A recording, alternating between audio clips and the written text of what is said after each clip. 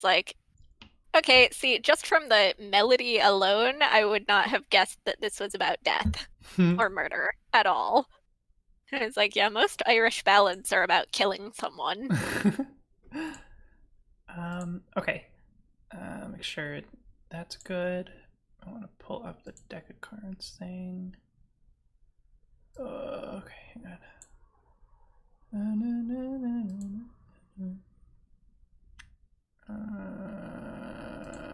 Here we go. And how do I trying to make sure I get everything I need onto the fuck what? Eh, eh.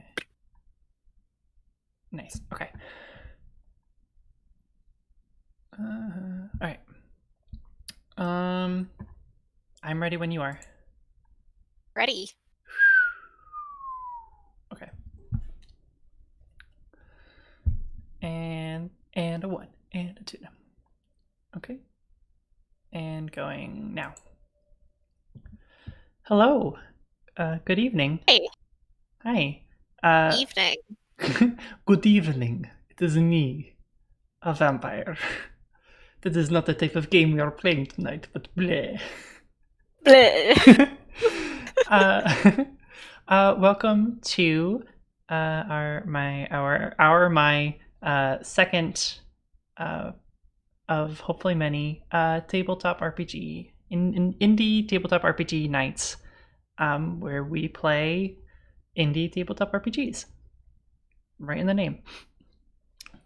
So last week we played the post-apocalyptic game When the Messages Began, and this week we're shifting gears and we're playing a game called Told by Starlight by Ryan Kahn. I don't know why I said it questioning like that when that is his name, but it is a cute little collaborative storytelling game about gazing at the stars and creating your own constellations. Um, as you can see on our screen, we have created our own little star chart or field of stars. And throughout tonight, we're going to be drawing on them, drawing constellations. Yeah, and telling stories through those constellations, what those constellations are about, and all that. You can find this game on itch.io by searching the real con, I think. Oh man. Or you can just search Told by Yeah, just Starlight. search Told by Starlight and you'll find it by Ryan Kahn. It's quite good. He does other games too, um, which I'll probably be looking at in the future. Anyway, the main way of playing this game involves a piece of paper, or as we're doing now, a multiplayer or a co-online drawing application that we have. Some things to write down, and a deck of cards, which we don't have pictured here, but we have a little multiplayer deck of cards on our screen as well. So this is definitely something you can play through the interwebs, something Socially like that. distanced. Some Mm-hmm. socially distanced fun. But yeah, so this game starts out by we both. I should start. This game is actually designed from 2 to like 5 players, with some special rules for only 2 players. Um, so if you read it, there's like a little section that lets you know. But to start, after we draw our little star chart here, we are both going to be making what the game calls icons, which are archetypal, fantastical heroes and characters from mythology, of a mythology that we're making ourselves. Kind of like Apollo or Orion, all that kind of stuff. So, why don't we just get started? So Sound you good? and I are going to make 2 icons each. Right. Okay. So, we both need to first draw a constellation on the star chart. So do you want to go first? Just draw something on there. Keep going.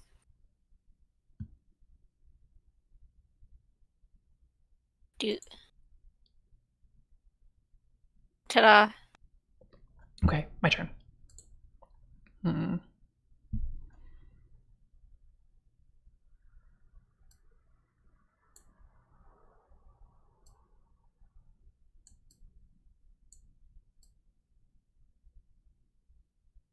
Can't draw straight. Anyway, that's fine. Hey. All right. So we both did Then two. I'm gonna draw another one, I guess.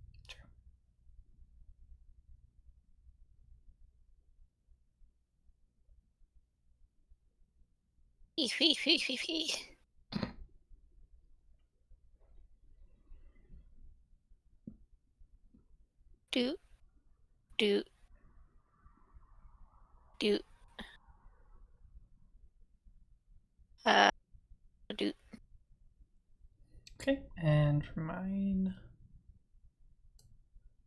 do and do. Okay, now we need to make characters for these. Right. I'm trying.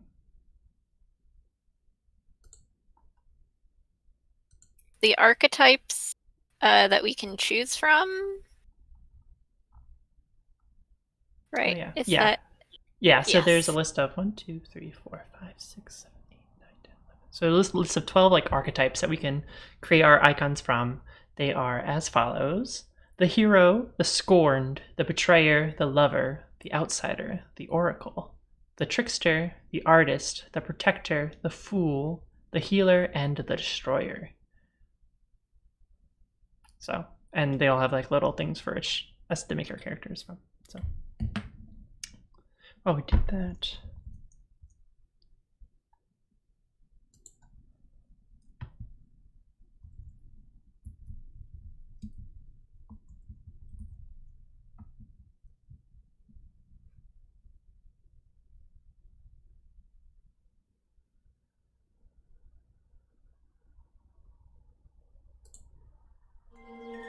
Really don't know what to do for these.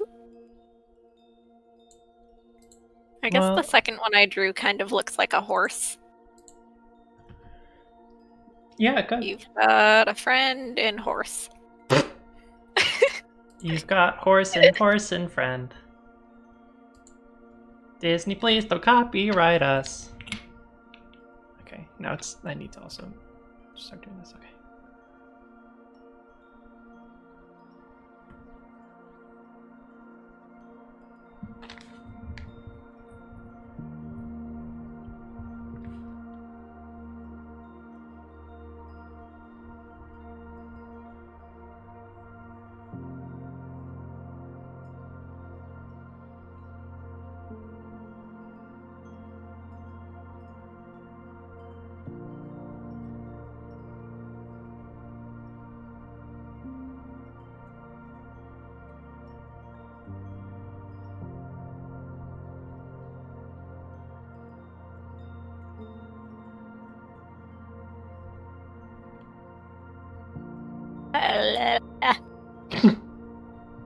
This is the silent retrospective part of the game. Well, I've named mine. What'd you name it? So this one over here that looks like 3 prongs is Spinster. Ooh. And this one that looks like a horse is Epona. Wow. I just realized now you're so much better at this than I am. Sorry. No, you're fine. Spinster is the trickster archetype, and Epona is the destroyer. Okay.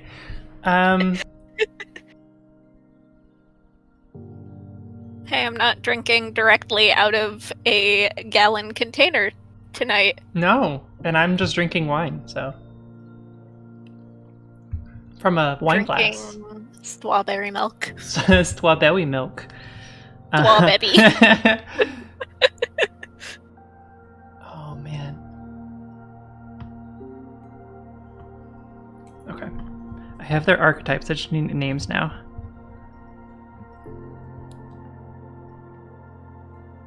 A word. A noun.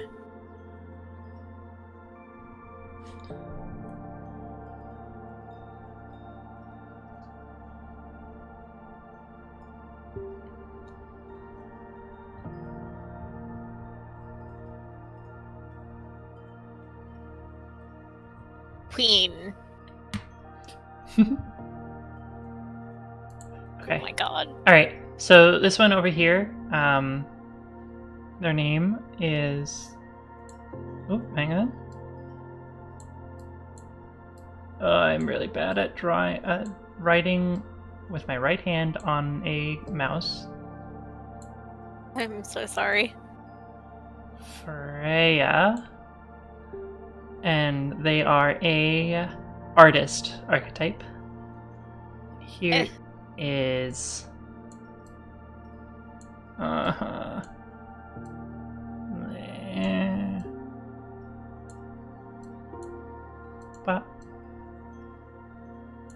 Leonia, and they are the lover archetype.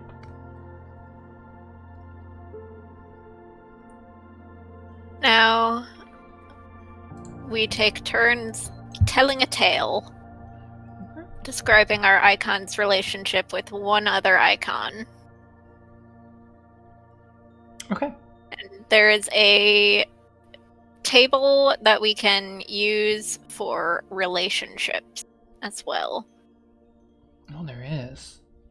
It looks like you can draw a card for that. All right. I'll go first. Let me draw a card using this awesome app. 3 of spades. That is a spades, I believe. Oof. Okay. So parent and child, a negative parent and child relationship.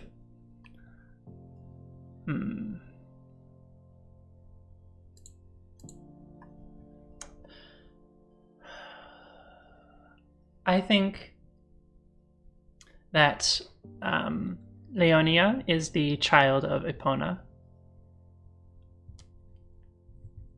the destroyer. Leonia was raised by Epona to be another force of destruction. But she fell in love and decided that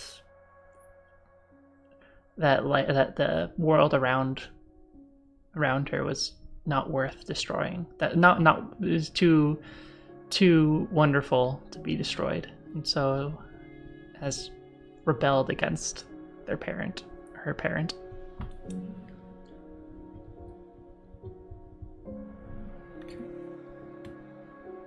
Shall I go now? Sure. So I guess this is going to be for the spinster and Freya. How do I draw a card? Just click on it. It should work. 5 of Hearts. So that is a positive relationship, leader and subordinate. And you said Freya was which archetype? Was the artiste. The artiste. The artiste. Leader and subordinate. Fuck.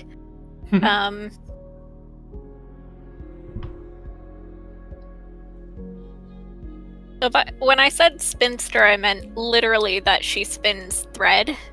Oh, okay. Not just that she's like an old unmarried lady. She is, but she also spins thread, and I think maybe she once taught Freya about... This is more of a mentor relationship, but whatever. She once taught Freya, and Freya helps her. The spinster spins her thread and Freya turns into something. Oh, okay. Okay. Okay. I think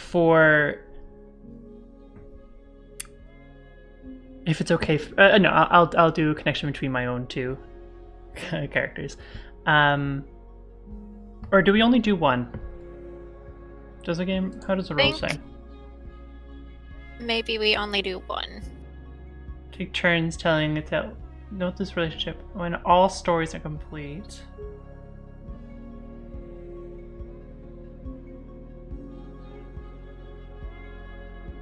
Well, it says take turns telling a tale describing your icon's relationship with another icon. So I think technically both of our icons. So we should do a separate one for both of our icons.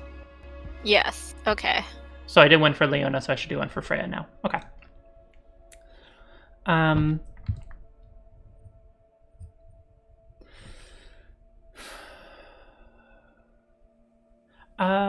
I'm going to do a connection between Freya and Leonia.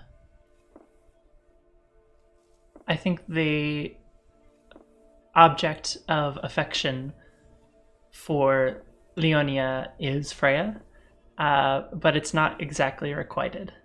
At least not fully requited. Leonia, she... and I know I could have pulled a card, but I think this would be cute because Leonia is the lover archetype, so this kind of just fits in my mind. I don't like following rules anyway, Mom. Ugh. Anyway, Leonia met Freya one day. Freya was weaving the thread, weaving Spinster's thread into a lute of some kind, and they were tuning it and testing it, and each note just sent this wave of emotion over Leonia, and she just fell completely for them. And it was the beginning of Leonia's realization that not everything in this world needs to be destroyed, as Epona taught her. So yeah.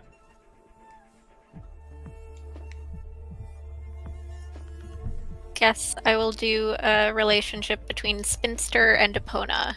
So Epona is kind of biding her time and waiting for the right time for the end of the world or Ragnarok, etc. Mm-hmm. I think Spinster is constantly tricking her.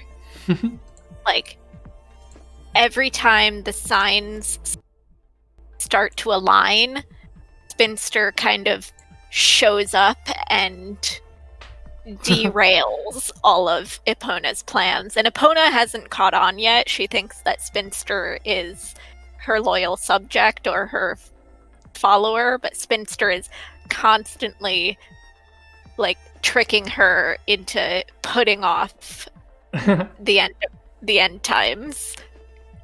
That's great. Okay.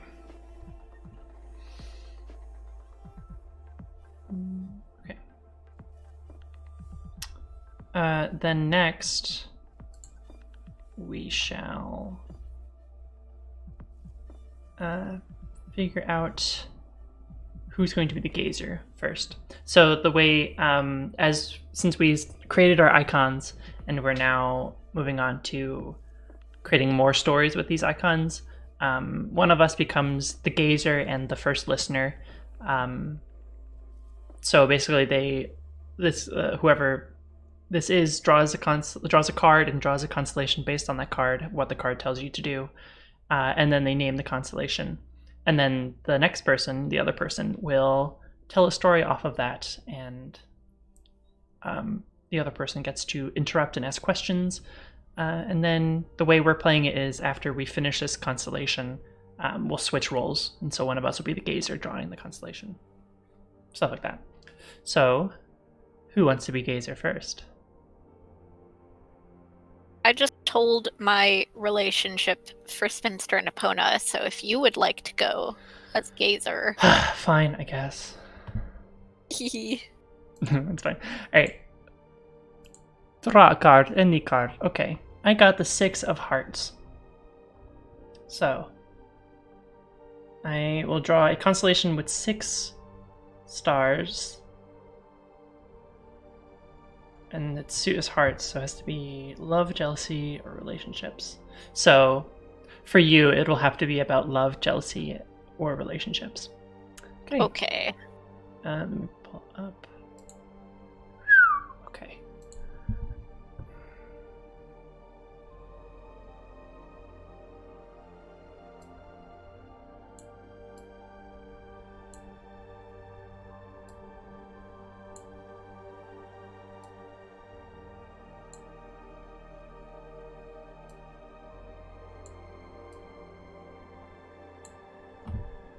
There you go. Don't forget to name it. You're right, I totally forgot. Okay. So it's be love, jealousy, and relationships.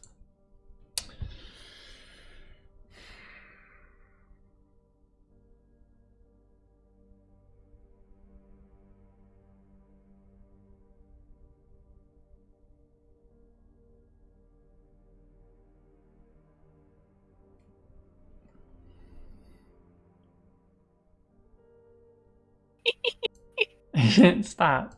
Alright. It's okay. I'll name this one. There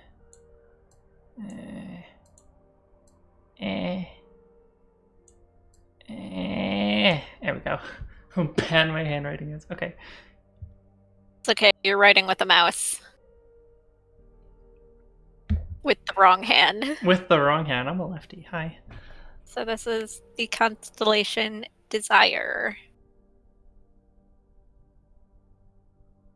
It's pronounced Desiree.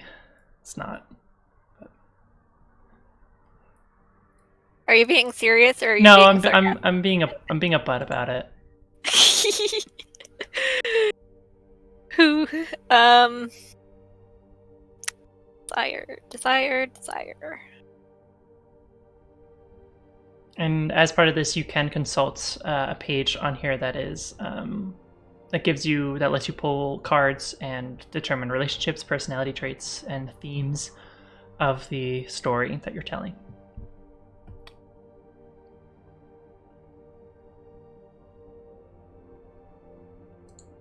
I want it to be something that Leonia has given to Freya to try and court her, but I'm not quite sure what it is at the moment.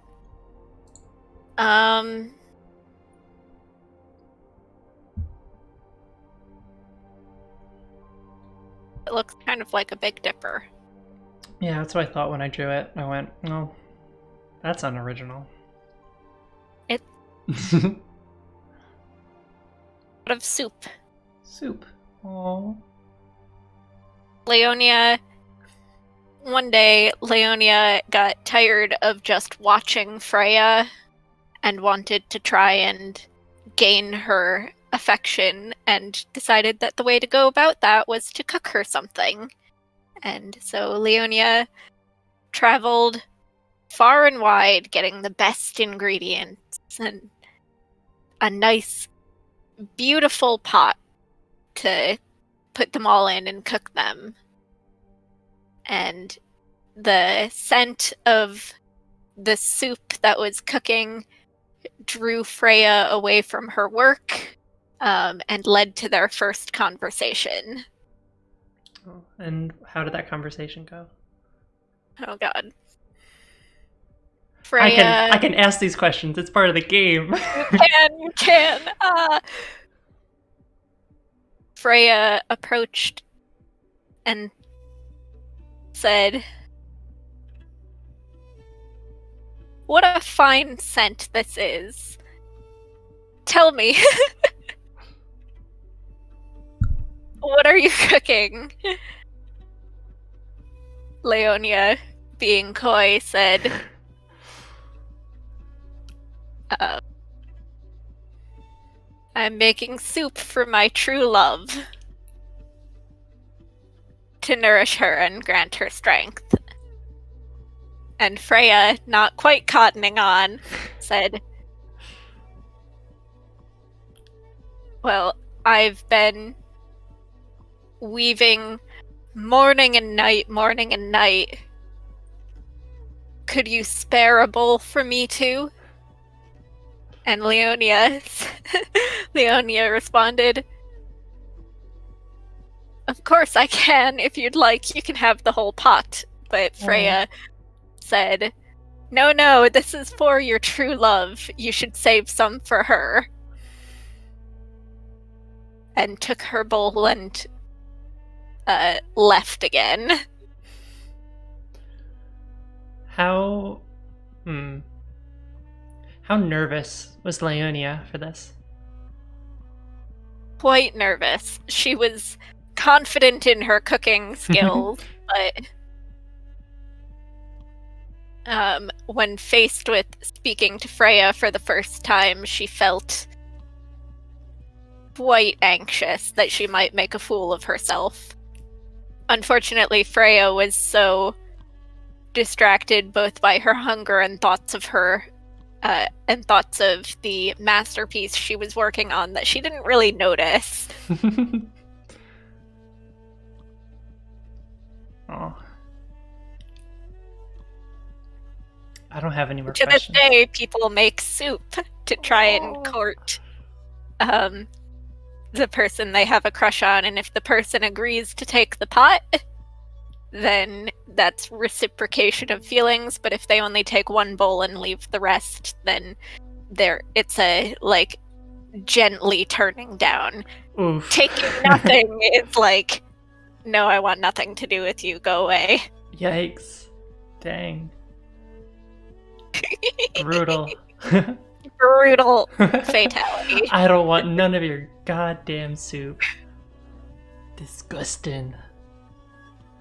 How fucking dare you?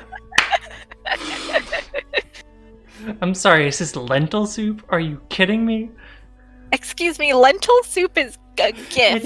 It is. If someone made me lentil soup, I would marry them. As the stars deign. Okay. Is there anything else you would like to add to this wonderful story? All I have. Okay, so now you're the gazer, and so you get to draw a card. And draw a constellation. Card. It's the King of Hearts. Ooh. So the king, I think, has a special rule. Using a different color, connect two constellations using between 2 and 10 stars, and then the teller will tell the tale that connects these two constellations. Oh, okay. Okay, so I shall... And it was the King of what? King of Hearts. Hearts. So it's okay. about... Love, jealousy, or relationship. It's about love. The language of love. I am going to connect the Spinster and Leonia because we don't have any tales for them so far. Doot. Doot. Doot. Doot. You missed very bad. Doot. Try again. Doot. Doot. Doot. Doot. Oh, dang. Okay. I'm trying to figure out what that looks like. It looks like a really long dog. Really long dog. I can redo it if you want. No. Do whatever you like, and you also have to name it. I don't think I do. You do have to name it. You're the gazer and the first listener. Right. But it's It's the king, so it's connecting to constellations, but it's not its own constellation, I don't think. No, it still has to be named. Because technically Okay, it's now a new constellation. I'm gonna name it the Silver Thread. Aw. Hmm. And now it's up to you. Oh It's all yeah. you. It's all me, baby. Alright. No pressure. um Strawberry. Strawberry milk.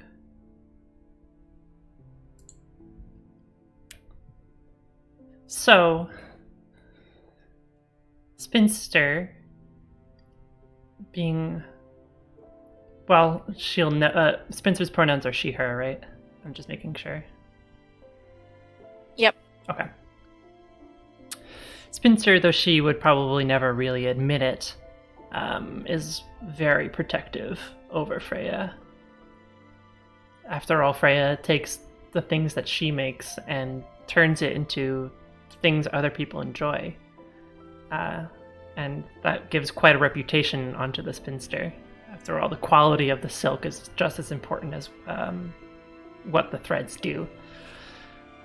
So, being so protective over Freya, Spinster caught on very quickly about Leonia's passion for Freya. So, she decided to make sure that Leonia didn't have any ill intent for Freya. So she decided to play a few of her notorious tricks and see how Leonia reacted to them. See how Leonia acted under pressure and what her true colors were. So Spinster weaves a long silver thread that's stretched out and into a well, a magical well. And Leonia, passing upon it,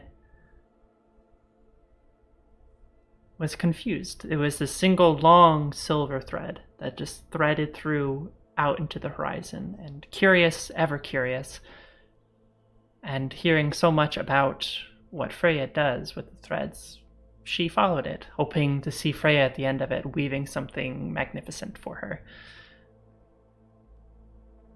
When she got to the well, she was a little confused. What was Freya doing down in this well, or what could possibly be down there that Freya would need? And so Leonia climbed down, and reaching the bottom, she found nothing.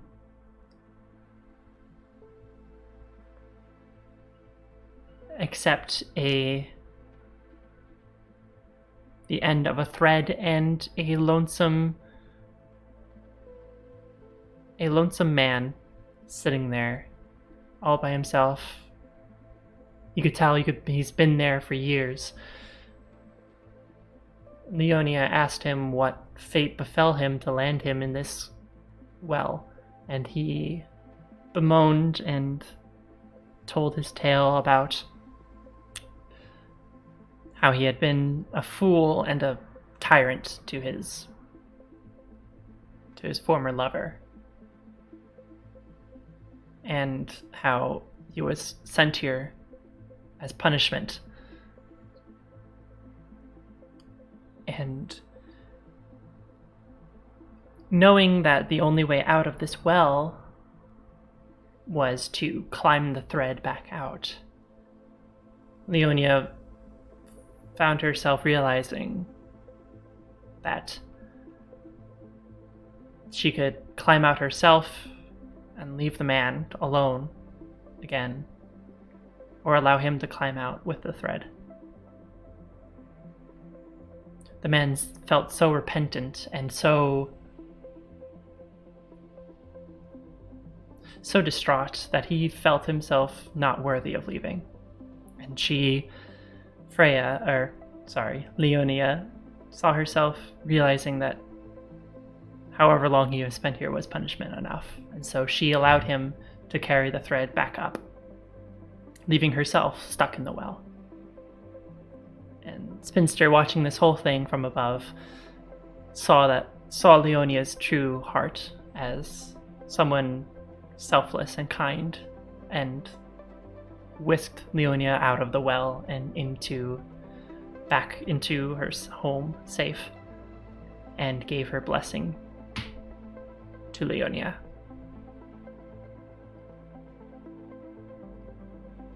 And that's the story. Now, if only Freya weren't so dense. Now, if only. Only. Yeah.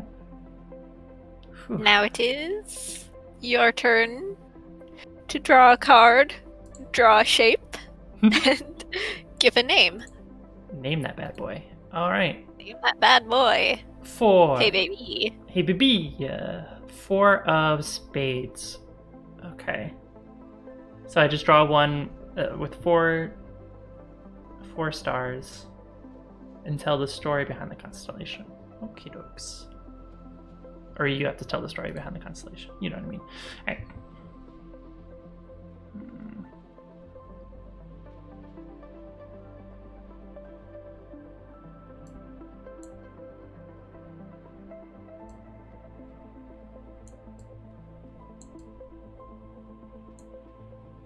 And I'll name this one.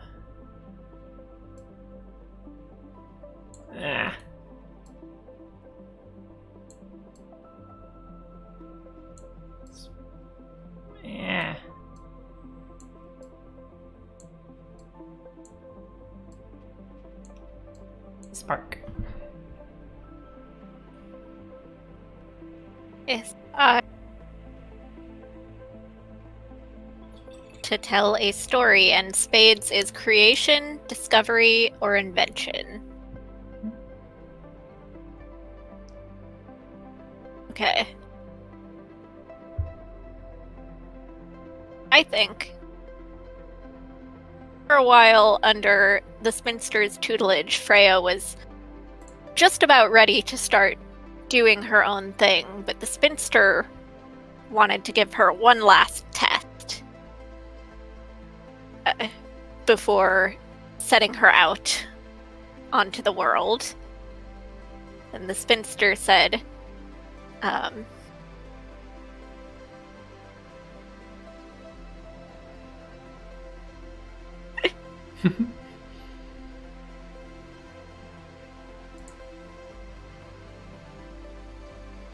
my student, I have taught you well, but in order to graduate from my tutelage, you must do something that you must prove that you are even greater than me. And so you must make something which I have never managed. You must make something which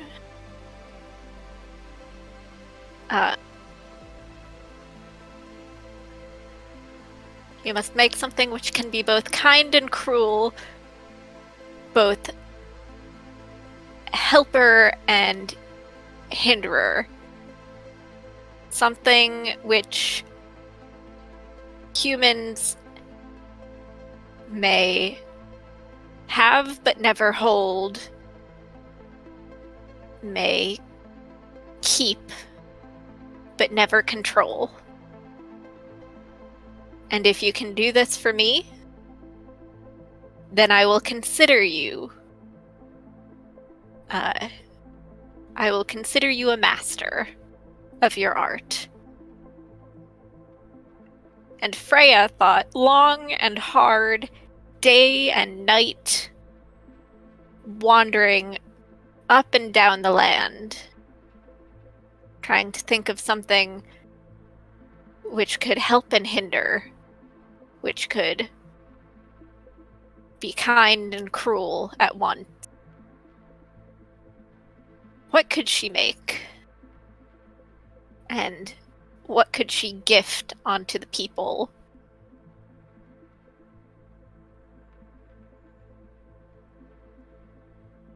And one day, as she wandered, she saw a group of humans huddled together in their home, cold and shivering in the dark. And then, as the sun rose, they all seemed to relax and grow warm, and she realized if she could take a piece of the sun, if she could weave a bit of sunlight, a bit of fire. But she had never weaved fire before. She had, and unbeknownst to her, Spinster believed that this was an impossible test. That even if Freya solved the riddle, she wouldn't be able to create fire from thread. But she was underestimating her student. And Freya sat at her loom, surrounded by the spinster's threads in all colors, gold and orange and red and blue and white. And from sunup till sundown, each day she wove and wove and wove, until beneath her hands it began to warm, and then it began to burn. And she kept weaving until she held fire in her hands. And not just fire, but the means to contain it.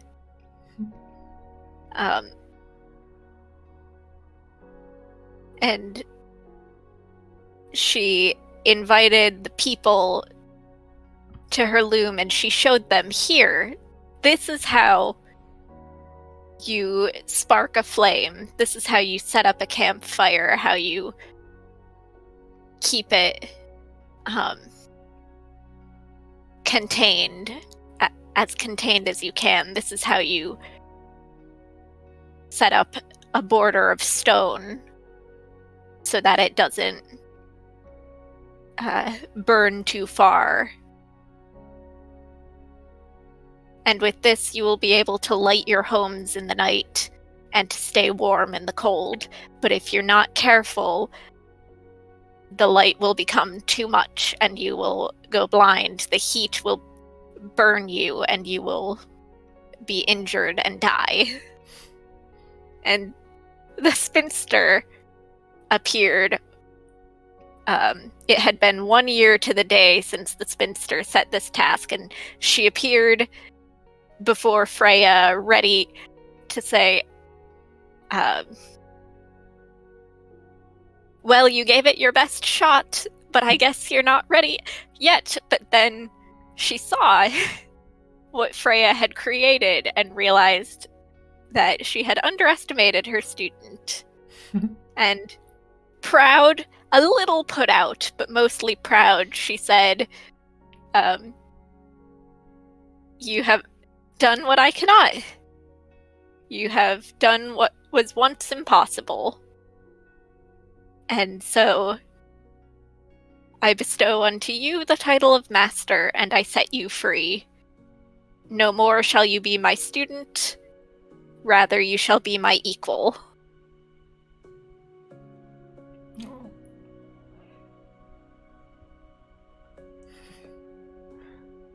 That was great. Thank you.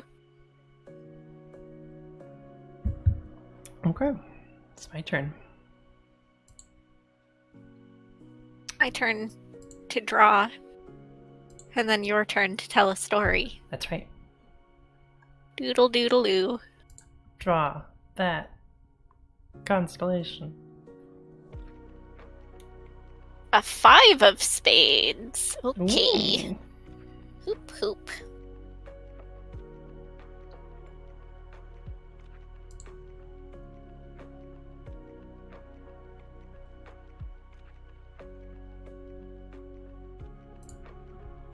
Two, 3, 4, 5.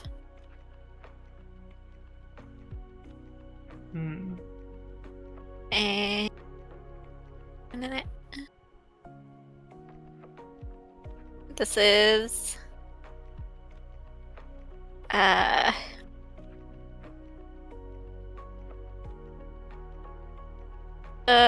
mountains.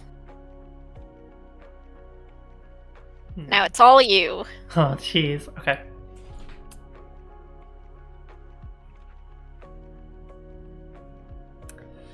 This is a story of the first humans to discover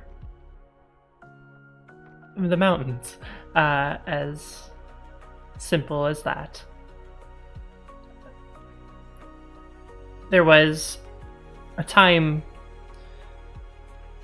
when the world was, or at least the world around the humans of our story, their world was flat. Or at least so they thought. And it wasn't until Epona, in one of her attempts at destruction in the world, brought about this violent shaking and this sound of stone scraping against stone. And over generations, her plan unfolded and gave rise to these jagged peaks, these jagged spikes into the air, big enough to topple giants. And for many, many generations, the people lived in fear of these creations of Epona. They feared the worst things would arrive from these spikes, from these jagged bits and pieces of stone. Until one particular human, only known as the Traveler, decided one day to leave their safe, comfortable home and leave towards the mountains. They took with them... They do that. Say again, sorry. Why did they do that? They never felt truly at home where they lived. Many considered them an outcast, an outsider, solely on their views of expanding out and exploring new things and trying new things and believing in new things. And they did not feel at home. And so they left with nothing but the clothes on their back and a few days worth of food. And they left, and it spent many days in the plains with the mountains just out of reach, and slowly began to wonder, were they even there? Or how long it would take to get there. But many, many, many days of traveling later, the peaks got larger, got closer, and they arrived at the base of the first mountain and looked up at the snow-capped tops of the mountains, blotting out the sun, creating this aura around it as if it was beckoning them towards it, as if inviting them in. And they knew they were unprepared. They knew they were not ready. They knew the risks of climbing, of venturing further. But that same wanderlust, that same drive to explore, kept their feet from moving step by step upwards. And they scraped their feet and they calloused their hands, and they felt the biting cold winds and the howls of distant creatures who made the mountains their home. But they persevered and they continued. And when they finally reached the top, they realized how worth it all was. The view spanning out as far as they could possibly imagine. Looking beyond from where they came, they could see their home all the way in the little valley where they lived. And further still past the mountains, they could see land that has never been explored. At least not by them. Not yet, anyway. And so they took a step down, not back towards their home, but continuing on. And slowly they stepped and continued. And some say, to this day, you can still feel the spirit of the traveler within you, urging you to find the nearest mountain and climb it, urging you to look beyond where you live and take a step away into the unknown. I think Epona feels about that. Epona likes to try and throw in obstacles. She's not super happy about it. She created this as a way of terrifying and convincing the people to destroy themselves and live in fear. And to have this one creature, one lowly creature, inspire so many other people is frustrating for her. And so she will try to throw obstacles in everyone's way who tries to emulate their lifestyle. And it's rarely, if ever, successful. And some may have the spinster to thank for that, but... Just about to say, maybe the spinsters. Yeah. Okay. Any more questions? I'm just thinking that, like, maybe amongst the people, everyone kind of... Like, everyone knows that the spinster isn't actually on Epona's side, but, like, at certain festivals and everything, you have to, like, loudly and melodramatically proclaim, like, oh, the spinster, Epona's right-hand woman working with her to just further the spinster's charade. Sounds about right. Yeah. That makes sense to me. Yeah. Okay. It's my turn to draw. It is your turn. It is my turn. Okay. Oliver is trying to get my strawberry milk. Little bastard. Hi. Alright, so I got the 9 of spades again, or not spades again, but it's a 9 this time, so it's the Doing same. good on spades. We're just rolling in them spades. I have to draw 9 stars. Okay. Yeah, we're almost out of stars.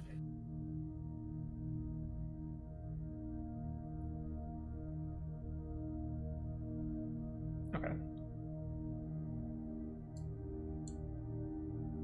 Alright, there. Come here. Here.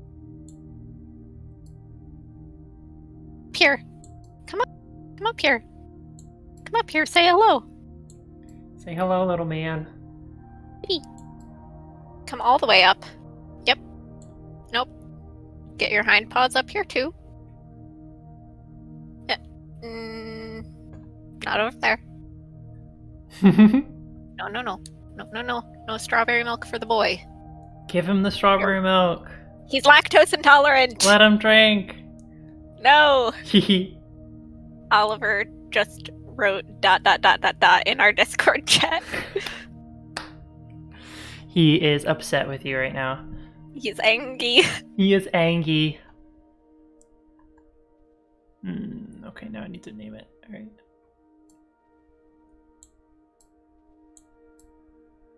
Whenever I'm trying to do anything, you want to be on my lap, but when I actually want you on my lap, you're like, no, sorry. Got other things to do. Come on. Buddy. Good enough. There he is.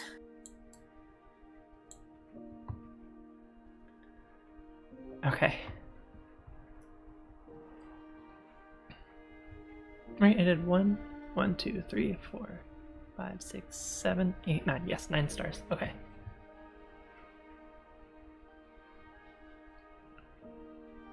Anything, so I'm gonna refresh the page and hope that doesn't fuck us up.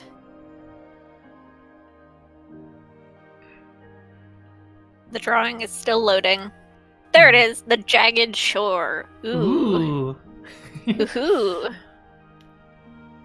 And this is another thing for its spades, so it's discovery. Right. I am gonna draw another card for more themes. I got the Queen of Spades. And the Queen of Spades is stagnation.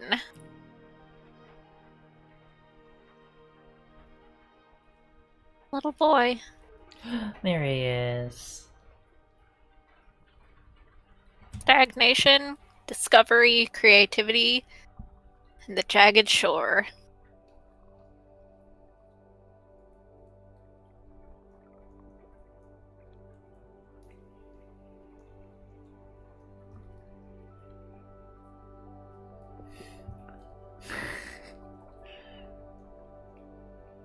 Baby.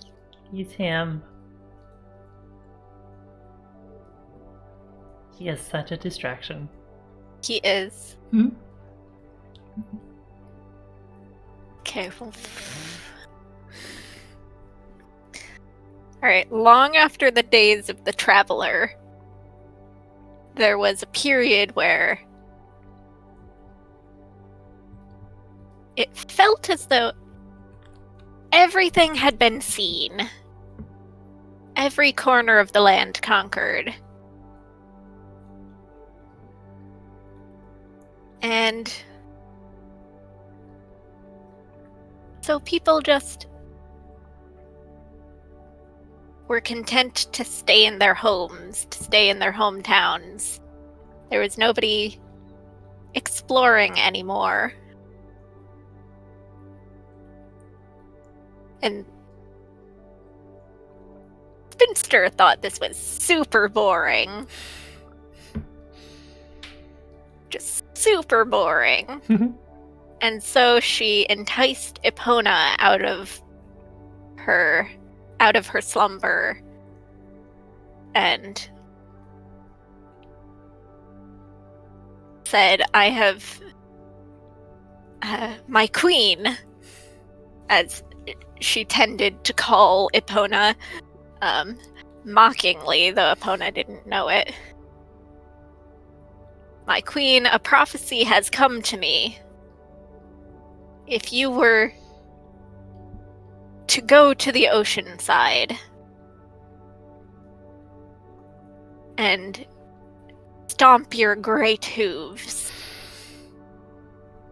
you would summon a tidal wave so magnificent that it would wipe out all life on the continent. And Epona, being eager to do just that, set out for the closest seashore. Fortunately for her, and just as the spinster had planned, the closest seashore was made of straight, towering, but fragile cliff, going with a sheer drop right into the ocean.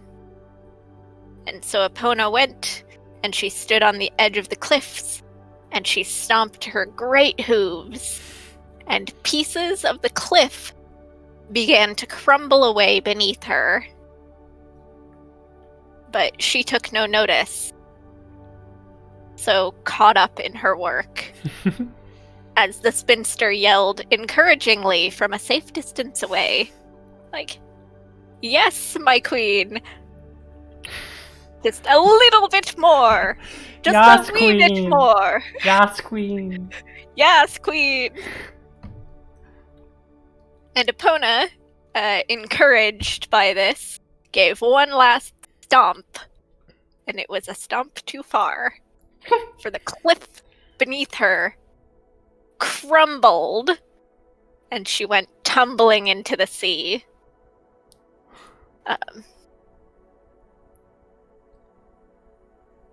Leaving behind her no longer the straight, perfect cliffs that once were there, but new inlets and bays had been formed where her hooves had fallen, carved out from the rock.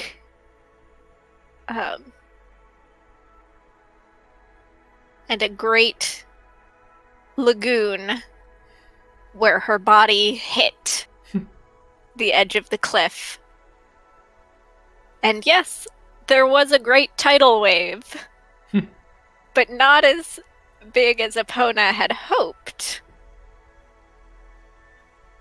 And she would perhaps have preferred that it didn't come at the cost of her getting wet. The spinster, well, first she laughed and laughed, but then she saw Epona standing up from the salt water and looking at her, and she said, "Oh dear. Oh dear me. Perhaps 'twas not a prophecy I saw.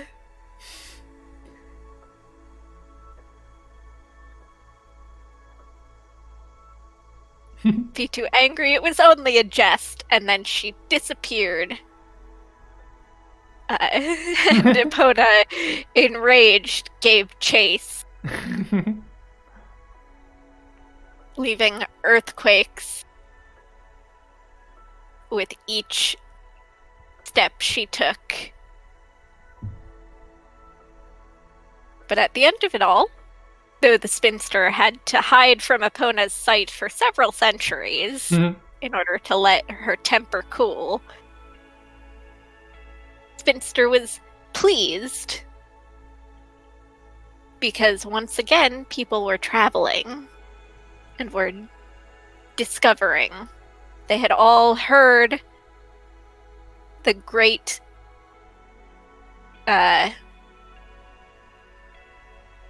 the sound, the crashing of stone into water, and became curious and set out again to see what new what new shape the land had been formed into.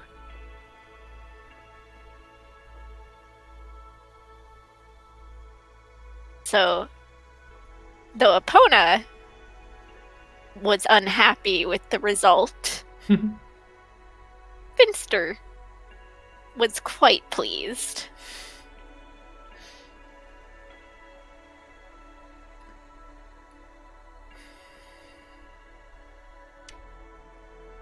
Who was the first human to discover the Jagged Shore?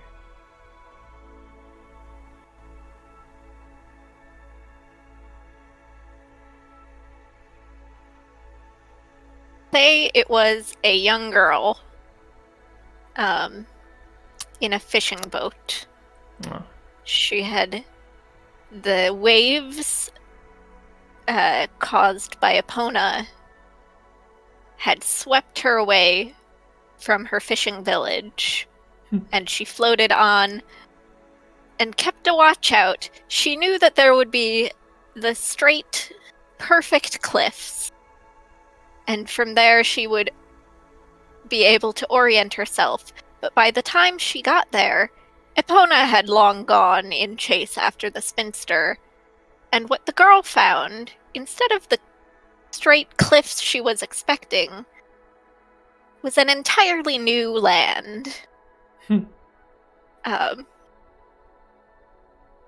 And unsure where to go, she went into the Great Lagoon and brought her boat ashore and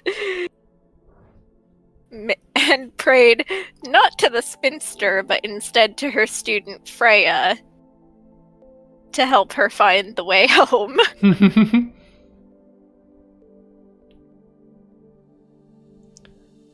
Very nice. Okay. Your turn to draw, right?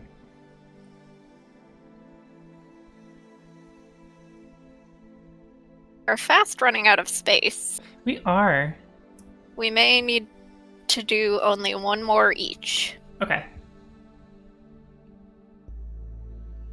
Let's grab us a card. The 7 of Clubs. Ooh. Ooh. Ho ho. So, Clubs is bravery, adventure, and war. Nice. Somehow find 7 little doohickeys.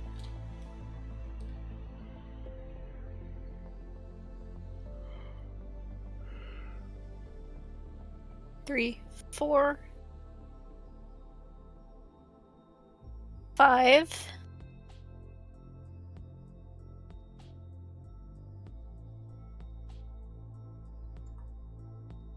Who?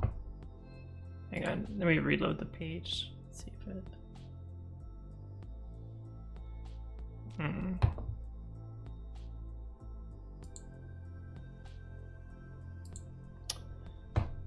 Hmm.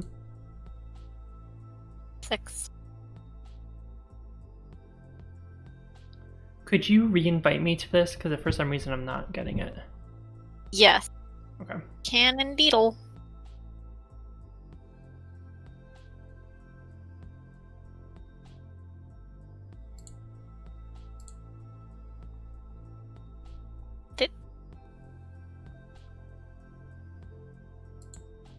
Allow me to invite my friend.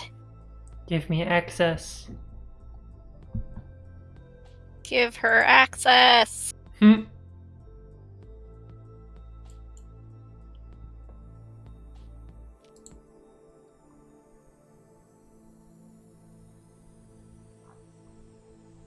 Just a moment of technical difficulties.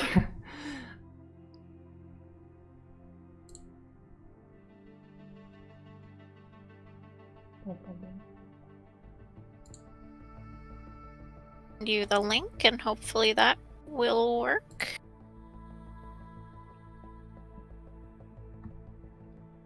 Blah blah blah. Blah blah blah. Wait, The link is still in our chat, so if you can try clicking on that. But I'll also send you the...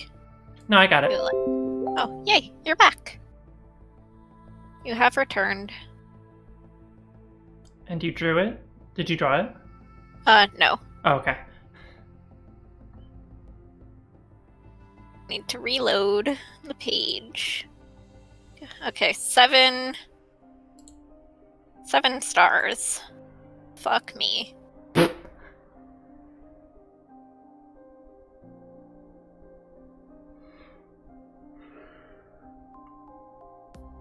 Two, three, 4, 5. Sorry. 6.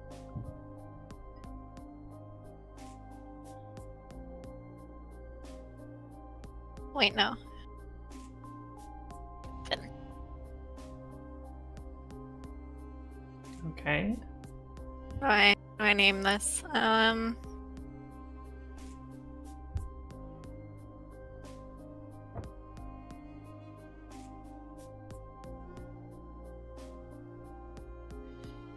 gonna name it the river.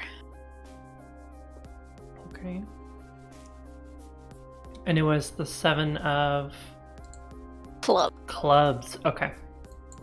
Here, let me actually use the card thing. Okay. Queen of Hearts.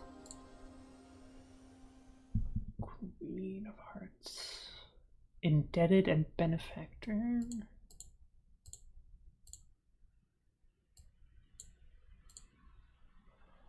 Eight of clubs.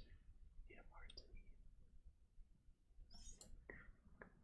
Themes on the next page after that. I see it, yeah.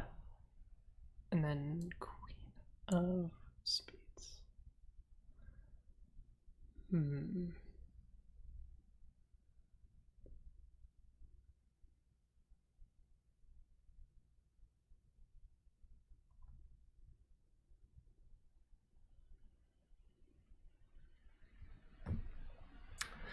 Okay. This is the story of of two friends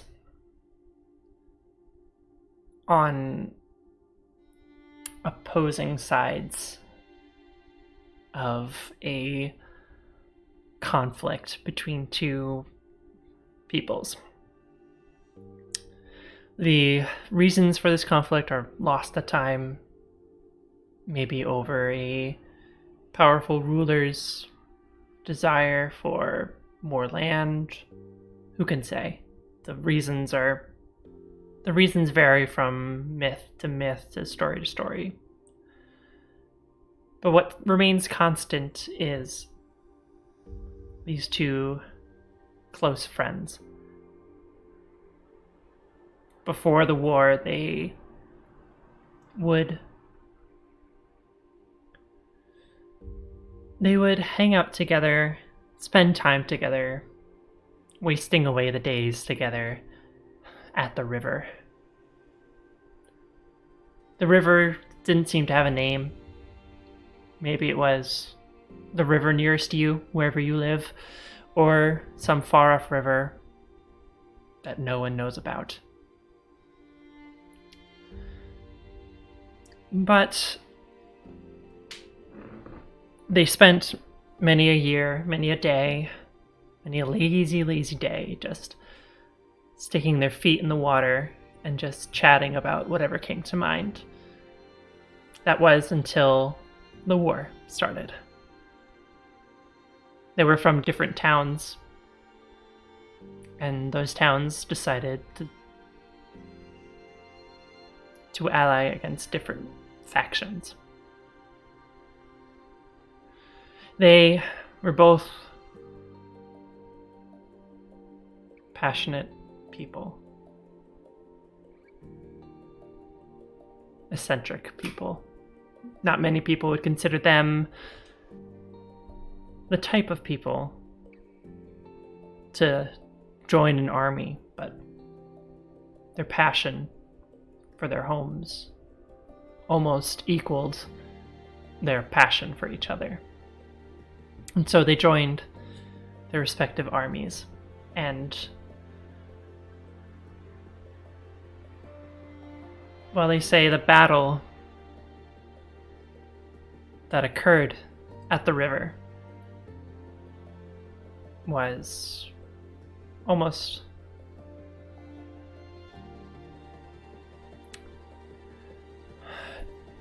some say it was destiny that they would face against each other at the place where they considered themselves closest. Why did the battle go to the river? It was a point. It acted as a border between the two towns, and there were disputes, and one side was trying to gain land on the other. And so this area seemed to be the best place, the most strategically optimal place to have a battle. I'm sure one of them went to their superior officer and begged them, please don't have this battle here. Please, can we have it anywhere else? They were being selfish and they knew it. But they were just one of the lower ranks. They had no say, no weight to pull. And so the battle carried on. And it turned the river red. And on either side of the banks, the two friends locked eyes. And slowly they each took a step, wading through the waist-high water towards each other, both unsure what would happen as soon as they got within range of their swords. And they struggled against each other, neither one wanting to do what they knew they were ordered to do. And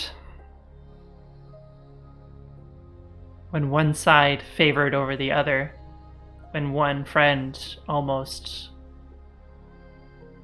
brought down the other, there was a moment of recognition, a moment of realization, a moment of hindsight of where they were and what they were doing, and every moment that carried on between the two of them in this location, in this space that had happened before. And so the one who had the upper hand sheathed his sword and helped the other up and turned him around towards his own side and gave him a push and said, "Go. I don't know if I'll ever see you again, but I cannot do this. Not here, not now, not with you.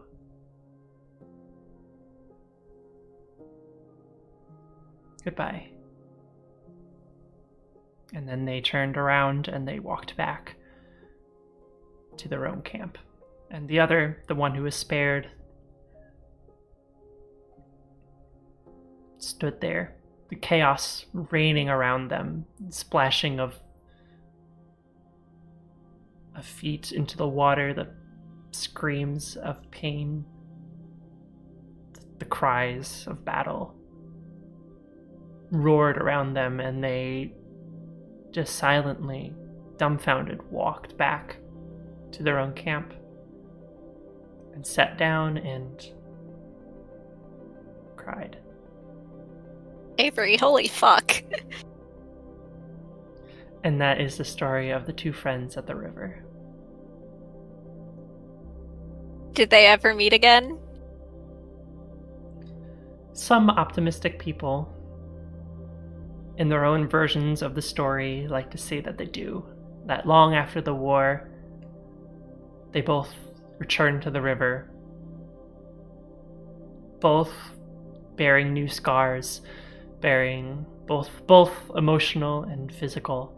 They return and they say nothing. They just sit in silence for a long while before each of them embracing the other.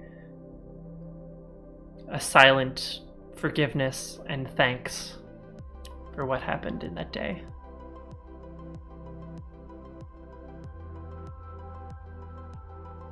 And that's the story.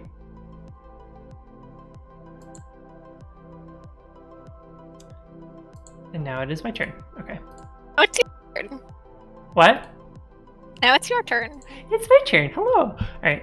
It's you. Oh, it's me. Alright. I did the 10 of diamonds. Well, we don't have 10 stars, so... I will draw again. The 8 of spades. Can't do that one either. The 7 of hearts. Nope. Curses. We The have 3 of spades. There we go. a... That I can do. Alright. Creation, discovery, and invention. Okay.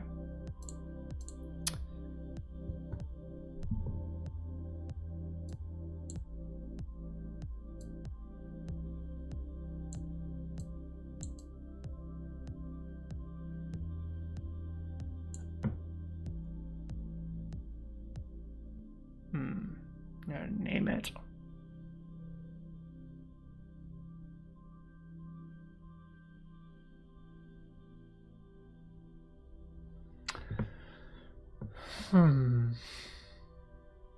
Wow, this is the hardest part. Okay, the name. The name. Kind of like... Wah. That's an awful letter. I'm just gonna redraw that. Baby boy. What's he doing? Here he comes. He's walking towards me. Now he's taking a detour towards my strawberry milk. He's nothing but persistent. Okay, there we go. The bend.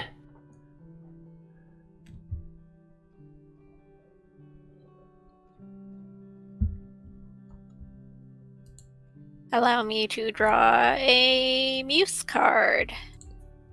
7 of spades. Is this your card? Pessimistic.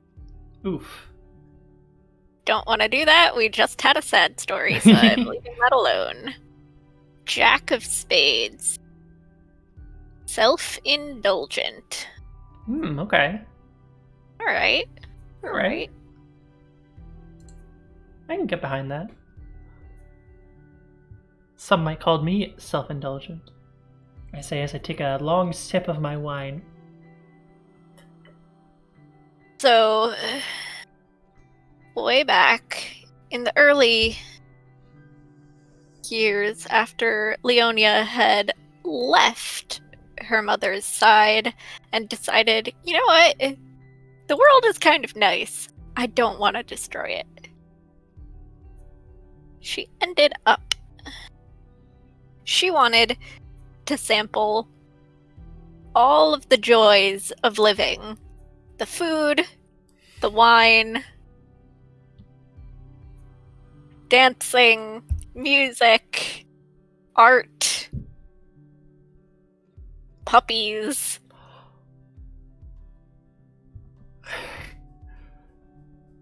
Do you like me acting out everything you're doing? Yes, I think that's what I'm I going to love do. Where was I going with this? And so she went from town to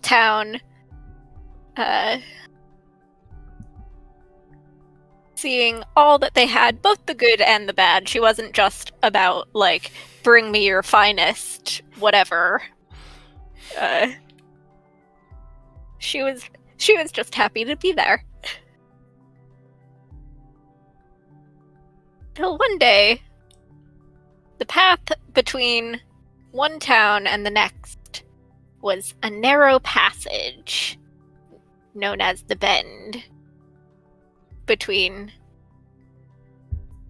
the mountains. And nothing grew there, and no one liked to stay for very long. It was a grim, kind of dismal place.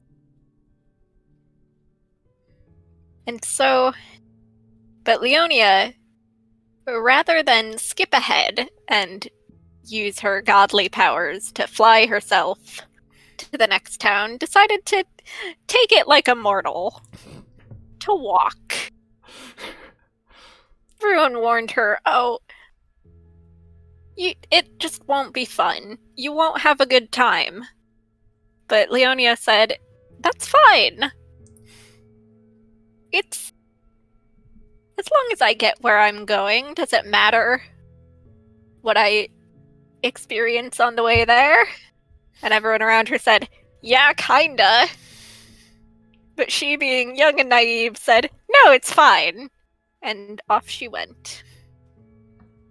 And for the first hour or so, she was all smiles, and, oh, this isn't so bad. But after a while, she grew bored. And boredom was the worst emotion she had ever experienced. But she had set this challenge up herself, and she wanted to see it through. She wasn't going to cheat and teleport or fly or use magic powers. She was going to walk. And walk she did. And walk. And walk. Until she noticed that her footsteps were echoing off the walls of the canyon and through the mountains in an interesting pattern. And so she tapped her foot and listened to it echo, and she tapped again and listened and snapped and heard it echo and said, well, this isn't so bad. And heard it bounce back to her. And in a fit of inspiration, she began to sing and tap her feet and dance. And with just her body and the echoes that were coming down from the mountains, she created, within the Bend, the sound of a grand party all by herself. And it was so loud and so intriguing that people from both towns, one on one side and one on the other side of the passage, were drawn in, wondering what could be happening. And imagine their surprise when they came upon just Leonia alone, having the time of her life in this gray, lifeless place that they had all said she would hate. That they had all predicted she would grow bored of and try and leave as soon as possible. Instead, she was having a blast. And as they watched, the people began to see what she was seeing. To realize that even in a place like that, even in a place where no flowers grow, there is something beautiful. You just have to find it.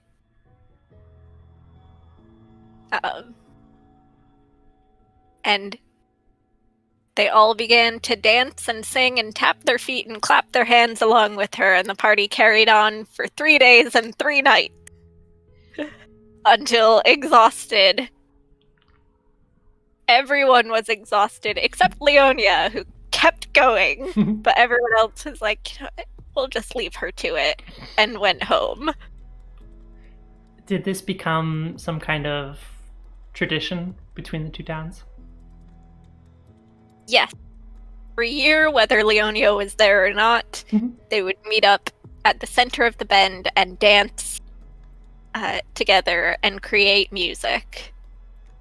And soon it spread to other towns. They didn't have their own bend, their own place like that, but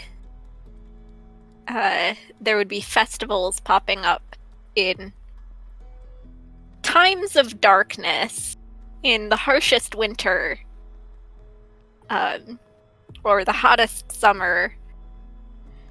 People began to fight back against the grimness with dancing and singing and laughter. How did Leonia feel about how these people started doing this even without her there? She was overjoyed. While she was sad that she couldn't go to every single party, but that would be impossible, she took it as yet another sign that the world is something so wonderful, and the people within it are capable of finding such wonder and beauty, even in the things that even they once said were hopeless. And this will be my last question. How did Epona feel about this? So angry.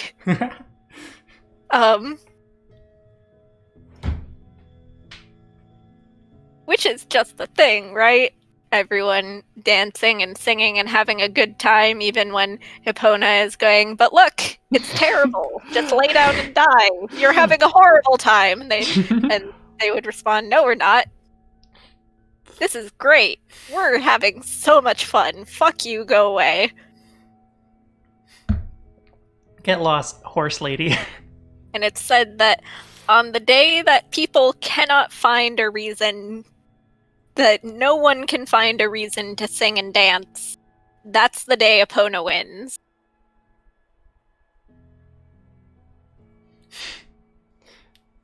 That's great. Okay. Thank you. Okay. I don't think there's any space left to draw anything. But we managed to make good There use. is. We did. We did a good use job of the space.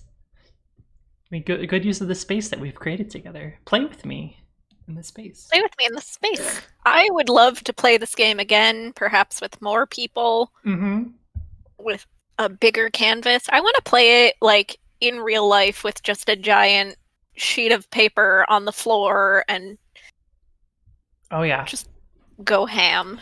Definitely. Like once the dark times end and we enter the new era of once we enter the era of having a vaccine. Once we enter the era of being able to be within 6 feet of each other, that'll be great. Which is the full name of the new era. It's very wordy. But yeah, this is, I mean, we've been gone for an hour and a half. I think this is a good stopping point for today. And there's Oliver. There he is. Channel mascot. Here he is. He's such a baby. Oh, baby. He's like 5 years old. He is a baby. I know, but it's wild because every time I think about, like, every time I'm like, how old is Oliver? He's like 1, right? 1 or 2. And the other day, my mom was like, we've had him since your sophomore year of college. Oh, I was baby. Like, no. He's a big boy now. He can do his taxes. Anyway. He's still an infant. He is. He can't do taxes. He's so he dumb. Doesn't know math. How dare you assume I know math? Oh man. I gotta say, every time you started talking about Epona, I was just thinking of the John Mulaney horse loose in a hospital bit. I was just like, the worst days are when you don't hear from the horse at all. There's a horse loose in Loose. the apocalypse.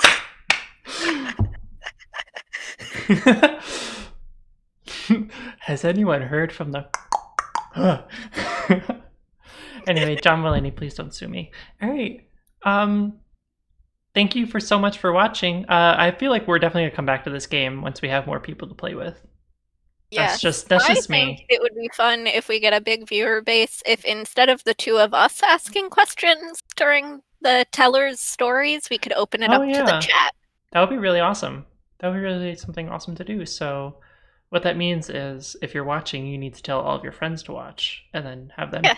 Basically, we need to make a multi-level marketing scheme, pyramid scheme for our channel. And I think, if as long as you promise them that like you'll live forever if you watch this, you'll get super rich if you watch this. What are other Might pyramid count scheme? under false advertising, and we might get sued. Well, if pyramid schemes can do it, so can we, right? That's true. So, But just in tell. all seriousness, don't fall for multi-level marketing schemes. You can for this one. You can for this one. Every other one, no, don't do that. And you can sign up for this multi-level marketing scheme by going to my Patreon at patreon.com/asacente. SACCENTE. I'm gonna like, as the further we get into this, the more I'm gonna like improve my graphics skills and like put our Patreons like underneath our faces while we play. That'll be smart. Be fun. Yeah, so we don't have to keep doing this. But Vico, where can we find you? You can find me also on Patreon at Iconoclast Productions. ICONOCLASTPROD.